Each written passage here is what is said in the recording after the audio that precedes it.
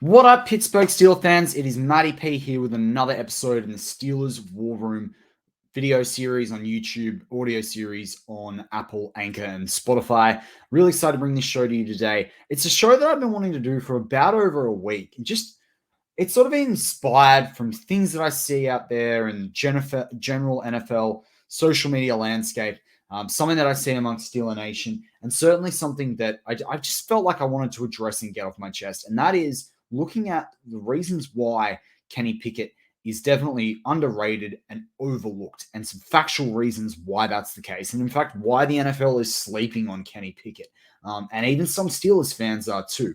And so, interestingly, when I went to actually go look at the information, hey, you know what? I was proven correct. So, I wanted to bring up, obviously, you don't want to just look at my face the whole time. We're going to talk about 5 key areas in terms of the way in which you can view Kenny Pickett, what he did in 2022, what it means for 2023, why he's underrated, and he's certainly overlooked.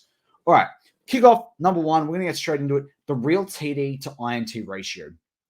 So I'm going to actually share a bunch of stats through these 5 areas. And what I did was I've used Pro Football Reference, very well respected amongst the NFL community and media. I've actually searched quarterbacks in their first year played less than 13 games, because Kenny Pickett only played 13 games, had completed over 100 passes, and then I looked at snaps. Now, there were only a couple of 3 or 4 guys. Andrew Luck was the most with 1,147 snaps. But I looked at guys within 50 to 80 snaps of Kenny Pickett, right? And so Kenny Pickett played at 804 snaps. He's about 4th ranked on this list. The 10 guys that we're going to talk through in some of these stats are Mike Glennon, Daniel Jones, Sam Darnold, Kenny Pickett, Teddy Bridgewater, Davis Mills, Zach Wilson, Marcus Mariota, interestingly, Mitchell Trubisky, and Josh Allen. They were the 10 guys within a reasonable amount of snaps of Kenny Pickett. Now, Mike Glennon had 842, Daniel Jones 816, Sam Darnold 810, Kenny has the 804, as I mentioned, Teddy Bridgewater 794, Mills 781, Zach Wilson 741, Marcus Mariota 733, Mitchell Trubisky 724, and Josh Allen 719. Now, this is through the first 13 games that they played in. That's how this is judged. All right, let's go through the TD to INT ratio. Mike Glennon, 19 TDs, 9 interceptions. Daniel Jones, 24 TDs, 12 interceptions. Sam Darnold, 17 TDs, 15 interceptions. Kenny Pickett, 7 TDs, 9 interceptions. So he's the first one to have a negative ratio there, right? Doesn't look good for him, according to the Pickett haters out there. Teddy Bridgewater, 14 TDs, 12 interceptions. Davis Mills, 16 TDs, 10 interceptions. Zach Wilson, 9 TDs, 11 interceptions, also a negative ratio. Marcus Mariota, 19 TDs, 10 interceptions. Then you had Mitchell Trubisky, 7 and 7. Josh Allen, 10 TDs, 12 interceptions. So there's a few guys that are negative on the list. Let's look at rushing touchdowns. Now, these aren't limited to the 13 games. That I couldn't sort that in the same way with the snaps because of the way it works with passes completed. But Mike Glennon, no rush TDs. Daniel Jones, 2. So he improves to 26 and 12. So again, I always thought he was a good quarterback and people should jump on that train. Sam Darnold, 1.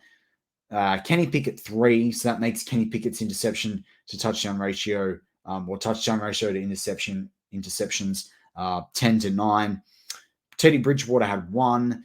Davis Mills, none. Zach Wilson, 4. So that improves Zach Wilson's rookie year as well. Marcus Mariota, 2. Mitchell Trubisky, 2. So that puts him into the positive territory. And Josh Allen, 8. Now, we obviously know Josh Allen scrambled for a lot. Kenny Pickett on this list. Mike Glennon, Daniel Jones, Sam Darnold, Teddy Bridgewater, Davis Mills, Zach Wilson, Marcus Mariota, Mitchell Trubisky, Josh Allen. Kenny Pickett had 3. Zach Wilson had 1 more than him. But Zach Wilson also started the season. And Josh Allen had 8. Zach Wilson played in more games too in his rookie year. So Kenny Pickett's a lot higher there. Now, as I said, number one is the real TD to INT ratio. Kenny Pickett didn't scramble for like 25, 30 plus yards. He's not Lamar Jackson. He's not Josh Allen in that regard. in terms of that level of athleticism. His was sneaks. Now, if the Steelers had a better red zone offense, they also dropped a few TDs in the end zone as well this season. Kenny Pickett could have a much higher ratio there. Kenny Pickett also was trying to win them games down the stretch. So when people say, oh, he had 7 TDs to 9 interceptions, I always find that quite funny because actually he had 3 TDs like rushing that were QB sneaks that could have easily been passes, and that would have made it 10-9. It's not the worst in this list by any stretch of the imagination. It's only one of 3 negatives on this list. It's the same technical ratio. There's only 2 difference between between the touchdowns to interceptions on the raw stats. Same with Josh Allen, same with Zach Wilson. They're all in the same boat together there. Mitch Trubisky ends out even. But when you look at the rushing TDs, Kenny Pickett had 3, and we know he only started 13 games. I know Zach Wilson started more, and I certainly know Allen started more. I think Allen played in 14. Anyway, that's their rookie year. So first stats up the board, 10-9. Think of Kenny Pickett as 10-9. The second one I want to look at, which makes it even better, is Kenny Pickett played in 13 games and he started in 12. But I want to give you 3 stats in terms of this area. Point number 2, fact number 2. The Jets game, he played 31 snaps. 31 snaps.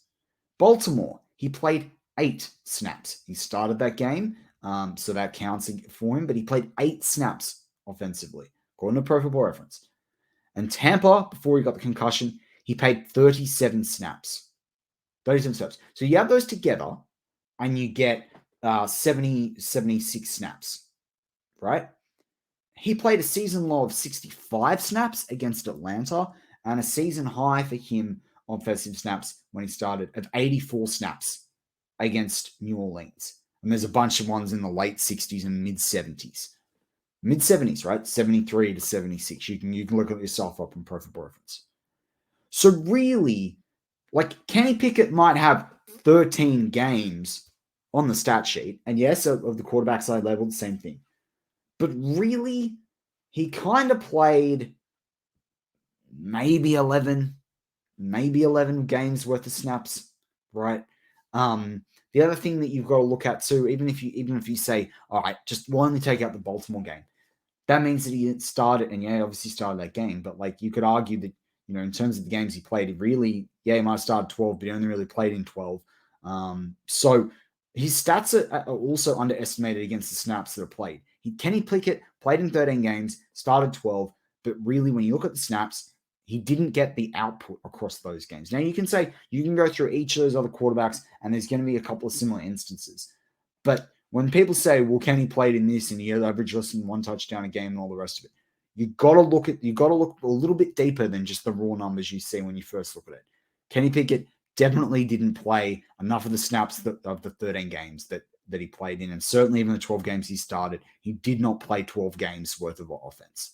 And imagine the growth if he had.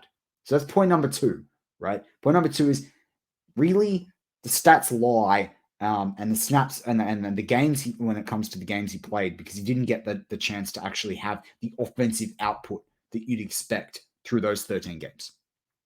All right, point number 3. Passing yards and QBR. I'll come back Kenny. Sorry, we'll start with comeback Kenny. Kenny Pickett is actually the highest on this list. He's equal for fourth quarter comebacks, and he's the most for game-winning drives, with 3 fourth quarter comebacks and 4 game-winning drives against Mike Lennon, Daniel Jones, Sam Darnold, Teddy Bridgewater, who started off pretty well as a rookie, Zach Wilson, Marcus Mariota, Mitch Trubisky, and Josh Allen. He has the most. So what you could argue is that the team he played in, was certainly most Steelers fans out there, offensive coordinator we had, and the support cast around him were certainly not great. I mean, you look at Pickens, who I love and I rate, but he was in his rookie year. He was the second wide receiver, right? They relied a lot on Pat Freeman. Najee Harris wasn't fit for the first 7 weeks of the season, really. You had Claypool there, who you could take out one of the interceptions just off the poor route that Claypool ran there. That wasn't Kenny Pickett's fault, right? So, and then the last one was a Hail Mary to try and do something in the game, win the game. But Kenny Pickett, Equal fourth quarter comebacks in this list of the 10 quarterbacks I told you about earlier. 4 game-winning drives, the most. One of the other guys had 3 game-winning drives off the 3 fourth quarter comebacks. All right. Area number 4, passing yards and QBR isn't the worst. So a lot of people made a lot around Kenny Pickett's quarterback rating. Well, Kenny Pickett's quarterback rating is actually 8th out of the 10, and he's almost 7th. There's less than a point separating him, and I think it's Sam Darnold. I think Sam Darnold's 77.6, and I think Kenny Pickett is 76.7 off the top of my head. So you can go look at that up as well, Pro Football Reference. But that's certainly the case across these 13 games that I said with over a minimum 100 yards passes completed. But if you actually look at the pass yards per game, Kenny Pickett's 7 out of the 10 that we talked about. So Josh Allen had averaged 172.8 in his first 13 games in his rookie year. Glennon 200.6, Daniel Jones 232.8. Sam Darnold, 220.4. Kenny Pickett, 184.9. Teddy Bridgewater, 224.5. Davis Mills, 204.9. And remember, Davis Mills was throwing to try and win something out there. Zach Wilson, 179.5. So Kenny Pickett out of Zach Wilson. And Zach Wilson, I know he hasn't developed into anything, but his rookie year wasn't absolutely the worst. Mariota, 239.8. And Mitch Trubisky, 182.8. So, interestingly there, there's a narrative and there's a level of the Steelers fan base out there that think Mitch is better than Kenny, even with the re-signing. And we heard that last year, well, Mitch will start, Kenny's not good enough. Yeah, he started the first couple of games, but he wasn't doing it. He certainly doesn't do it for me. Having re-signed him, he can be a good backup. He can try and do things, but he's got to improve as well on some of the INTs he threw. But Kenny had a better rookie year than Mitch Trubisky, right? He threw the same amount of touchdowns, but he rushed for more, right? He also had more yardage. He had more game-winning drives, more fourth quarter comebacks. Kenny Pickett, dude, there, definitely the best QB on the Steelers roster, and certainly one of the best of players that have thrown over 100 passes, played less than 13 games, and averaged around and played around 800 snaps. And the final stat to close out the show is the most debated quarterback stat. It depends whether you believe wins are a quarterback stat or whether they're not a quarterback stat. Either way, wins are really important, right? And either way, Kenny Pickett didn't kill them. And that's what Mike Tomlin asked for. Remember back 2019 when Big Ben did his elbow, he benched Mason Rudolph because he said, it's killing us, the interceptions, right? It's killing us. You're not going out there and winning the game. Well, out of all this list, Teddy Bridgewater is is the most positive performer apart from Kenny Pickett. And Teddy Bridgewater had 6 wins and 6 losses. You know how many wins Kenny Pickett had? 7 wins, 5 losses. And if you actually look at the 12 games he started and when they lost to Baltimore, Mitch Trubisky played. Mitch Trubisky played in that Tampa game as well. Mitch Trubisky started them off and put them in a poor position to win against the Jets, right? I mean, you look at the 13 games. But, I mean, you got to go off the record with the start of 7-5. So the Jets game doesn't count. But 7-5, the only quarterback to have a positive rating, which puts into perspective the touchdowns and the yardage where they're not the highest when we looked at 0.1 and 0.4. You got to look at context as well with these games. And Kenny Pickett was in a context where it was closing the game out. And yeah, you can say, well, Matt, hang on, didn't he have the most or equal the most fourth quarter comebacks? He had the most game-winning drives. Yes, he did. But they won those games. And that's the difference. They also ran the football. And Kenny Pickett, 7-5. Do you think as Steelers fans, think about when we went 8-8 and we won the Super Bowl. Think about when we went into the Super Bowl playing pretty well and then we didn't play well.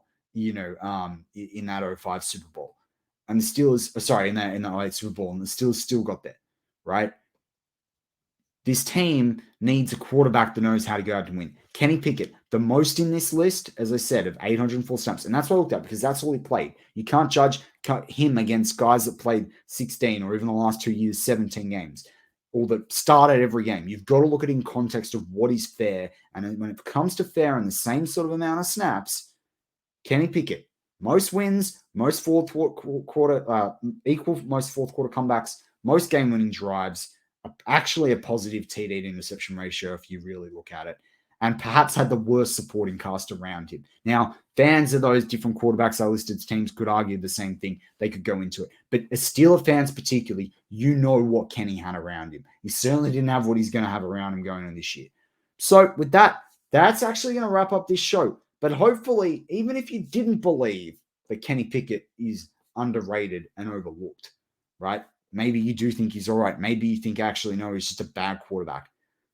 Hopefully these stats might actually trigger a bit of a question in your mind, because I can tell you amongst the fan base that is out there that is a Kenny Pickett fan, you probably look at these stats and actually maybe think higher of him than you did before. He's certainly improved down the stretch, and I think he's going to be a gun in year 2. And this is a really nice foundation to build off, all things considering. But hey, we'll continue to cover all these sorts of different topics on Steelers Touchdown Under through the rest of the offseason. Give the show a like if you liked it. If you're not a subscriber, hit the subscribe button, hit the bell icon if you are, then you get all our shows. Mark and I, my co-host on this channel, do a lot of live shows, so stay tuned for them. We've got Mad Monday coming on Monday in the US, so looking forward to seeing you guys live or recorded through that as well. And yeah, more off-season news to come. And as always, go Steelers.